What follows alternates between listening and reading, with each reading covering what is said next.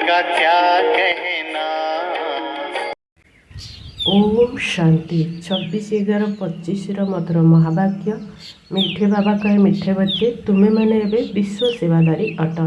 तुमर कौन सी कथार देह अभिमान आसवा उचित नुहे। प्रश्न क्यों अभ्यासटी ईश्वरीय नियमर विरुद्ध अटे जहाद्वारा बहुत क्षति होता है।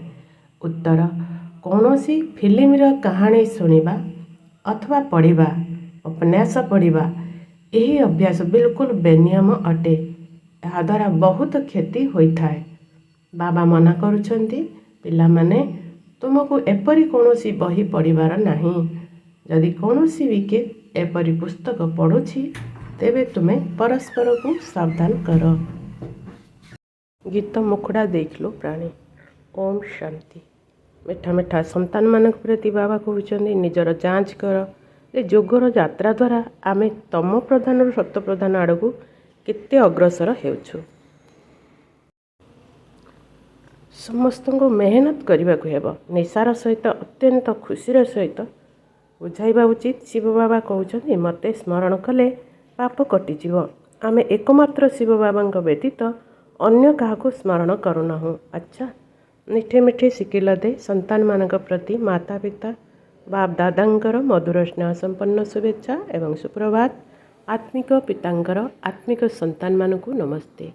आत्मिक संतान मानकर आत्मिक माता पिता को नमस्ते नमस्ते नमस्ते। धारणा पाई मुख्य सार एक निजर लक्ष्य एवं उद्देश्यर चित्र को सर्वदा साथी रे रखिबाकु हेब। निशार हो जे जोठी आमर नयन ही शीतल हो। दुई सेवा करिवार बहुत बहुत शौक रखा उचित। विशाल हृदय रे अथवा उमंग उत्साह सहित बड़ बड़ चित्र उपरे सेवा करने को हेब। भिकारी राजकुमार हेबाकु पड़िबो। वरदान कर्मर गति को जानी गति सद्गतिर निर्णय करुथिबा मास्टर दुखहर्ता सुखकर्ता भव। वरदान कर्मर गति को जानी गति सद्गतिर निर्णय करुथिबा मास्टर दुखहर्ता सुखकर्ता भव।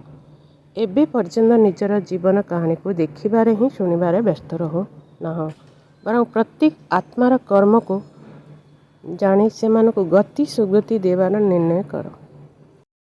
मास्टर दुखकर्ता सुखकर्तार भूमिका संपादन कर।